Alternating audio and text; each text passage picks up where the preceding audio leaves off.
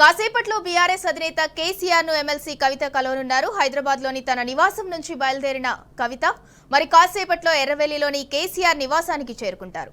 5.5 నెలల తర్వాత కేసీఆర్ తో భేటీ కానున్నారు. బెయిల్ రావడంతో నిన్న కవిత హైదరాబాద్ చేరుకున్న విషయం తెలిసిందే.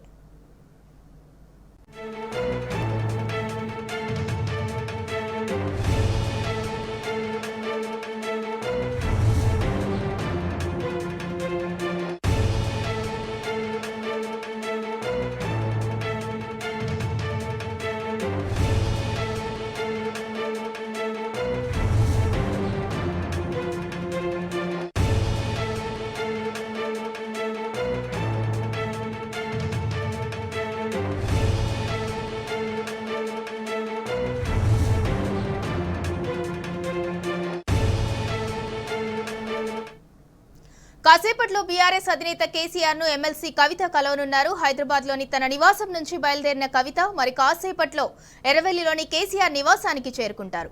5.5 నెలల తర్వాత కేసీఆర్ తో భేటీ కానున్నారు. బెయిల్ రావడంతో నిన్న కవిత హైదరాబాద్ చేరుకున్న విషయం తెలిసిందే. ఇక దీనికి సంబంధించి మరింత సమాచారం మా ప్రతినిధి రంగాచారి అందిస్తారు. రంగాచారి, చెప్పండి.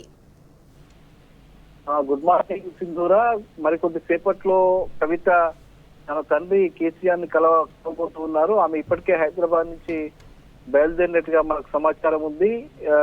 మన గజ్వేల్ నియోజకవర్గ పరిధిలోని కేసీఆర్ తన వ్యవసాయ క్షేత్రంలోని ఉన్నటువంటి పరిస్థితుల్లో ఆమె ఇక్కడికి వచ్చి కేసీఆర్ ని కలవబోతుంది.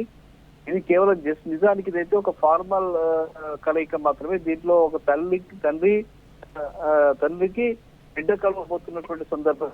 గత 5.5 నెలలుగా ఆమె అక్రమ నిర్బంధంలో ఉంది. అక్రమంగా ఆమె జైల్లో ఉన్నటువంటి విషయం ఈడీ సరైన ఆధారాలు చూపించకపోవడం, అట్లాగే సరైన ఎలాంటి ఆధారాలు కానీ ఆమె అభియోగాలు కానీ రుజువు చేయలేకపోవడం ఫలితంగా సుప్రీంకోర్టు చాలా స్పష్టమైనటువంటి తీర్పు బెయిల్ ఇస్తూ ఆమెకు నిన్న విడుదల చేయడం జరిగింది. ఆమె హైదరాబాద్ చేరుకున్న తర్వాత ఈ రోజు తన తండ్రిని కలవడానికి రాబోతూ ఉన్నది. ఇది ఒక కుటుంబానికి సంబంధించిన ఎమోషనల్ కు సంబంధించిన సందర్భం ఇది. భావోద్వేగానికి సంబంధించిన సందర్భం ఇది.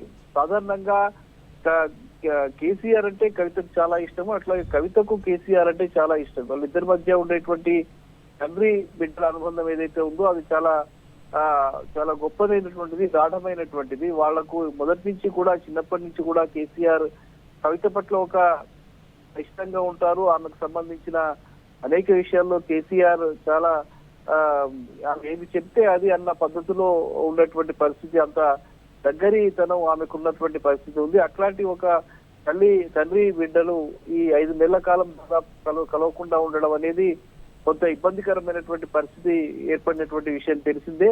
అందులో భాగంగానే ఆమె తన నిజాయితీని నిరూపించుకుని బెయిల్ తీసుకుని ఆమె బయటకు వచ్చిన సందర్భంలో అక్కడ ఉన్నటువంటి కుటుంబ సభ్యుల్ని కలుసుకున్న సందర్భంలో కూడా చాలా భావోద్వేగానికి గురైనటువంటి తన పిల్లల్ని, తన భర్తని కలిసిన సందర్భంలో కంటి నీరు పెట్టుకున్నటువంటి కనిపించింది. ఈ నేపథ్యంలోనే ఈ రోజు తండ్రిని కలవడానికి ఇక్కడికి రాబోతూ ఉన్నది. ఆ సందర్భం కూడా ఒక భావోద్వేగానికి సంబంధించిన సందర్భంగానే మనం చెప్పుకోవచ్చు. ఇది వాళ్ళిద్దరూ ఒకసారి కలుసుకోవడం, మాట్లాడుకోవడం సాధారణంగా జరుగుతుంది. ఇంకా గతంలో అయితే రెగ్యులర్ గా ఆమె హైదరాబాద్ లో ఉన్న సందర్భంలో కావచ్చు, ఉద్యమ సందర్భంలో కావచ్చు, ముఖ్యమంత్రిగా కేసీఆర్ ఉన్న సందర్భంలో కావచ్చు, వాళ్ళిద్దరి మధ్య ఒక రాజకీయ పరమైనటువంటి సంబంధాలు కానీ మిగతా అవి ఉండేవి తక్కువనే.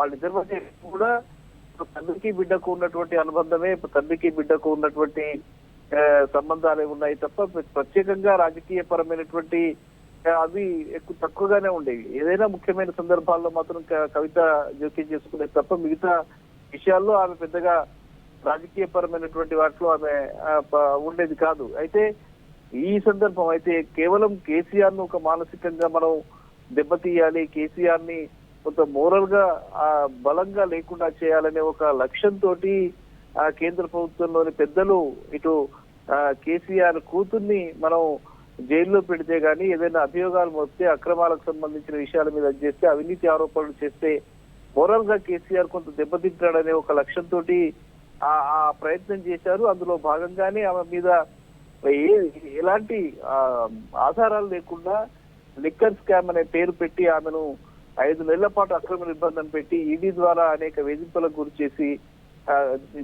జైల్లో పెట్టినటువంటి పరిస్థితి మనం అంతా కళ్ళ ముందు చూసాం. సుప్రీంకోర్టులో చెప్పినటువంటి ధర్మాసనం చెప్పినటువంటి సుప్రీంకోర్టు జడ్జిలు అడిగిన ప్రశ్నలకు కూడా ఈడీ సరైనటువంటి సమాధానాలు అక్కడ చెప్పలేకపోయింది. వాళ్ళు చాలా స్పష్టంగా అడిగారు, అసలు కవిత మీద మీరు దాఖలు చేసినటువంటి ఛార్జ్ షీట్ లో కవిత మీద ఉన్నటువంటి అభియోగాలు ఏమిటి, దానికి సంబంధించిన ఆధారాలు ఏమిటి, అందులో ఎక్కడైనా పొందుపరిచారా అనే ప్రశ్నలు సంధించినప్పుడు ఈడీ నుంచి సరైనటువంటి సమాధానం కూడా రాలేదు. సిబిఐ కూడా సరైనటువంటి సమాధానం చెప్పలేనటువంటి పరిస్థితి ఉంది. కేవలం ఫోన్లో ఏదో మెసేజ్లు డిలీట్ చేసిందనో ఇంకేదేదో చిన్న చిన్న కారణాలు చెప్పి నిర్బంధం, ఇట్లాంటి కారణాలు చెప్పి మీరు ఒక మనిషిని నిర్బంధించడము, కేసు పెట్టడము, జైల్లో పెట్టడము, ఇది ఏ రకంగా సమర్థనీయం అని చెప్పి న్యాయమూర్తులు ప్రశ్నించినటువంటి పరిస్థితి అక్కడ ఈడీకి వచ్చింది. అంటే చాలా స్పష్టంగా ఒకటి అర్థమైంది ఏమిటంటే కవిత మీద అసలు క్రమంగా నిర్బంధం అనేది చాలా స్పష్టంగా అర్థమైపోయింది. రేపు ఈ కేసు కూడా నిలబడి ఖచ్చితంగా నిర్దోషి అని తేలేటువంటి పరిస్థితి. అంటే నిన్న ఇచ్చినటువంటి ఛార్జ్ షీట్ లోనే ఆధారాలు లేనటువంటి పరిస్థితి. ఎవరైతే నిందితులు ఉంటారో, ఎవరైతే ఉన్నారో వాళ్ళని అప్రూవల్ గా మార్చుకొని వాళ్ళతోటి స్టేట్మెంట్స్ ఇప్పించుకొని వాళ్ళతోటి ఏదో ఆరోపణలు చేయించి ఇది చేయడం అనేది ఎప్పుడు కూడా ఇది కరెక్ట్ కాదని చెప్పినటువంటి సందర్భం. ఇదే నేపథ్యం కూడా ఈ రోజు కేసీఆర్ ని కలవడానికి ఆమె కలవడానికి వస్తున్నటువంటి సందర్భం కూడా ఒక భావోద్వేగ పూరితమైనటువంటి సందర్భం. ఒక తండ్రిని కూతురు కలుస్తున్న సందర్భంగా మనం చూడొచ్చు Sindhura. Right, thank you Rangachari.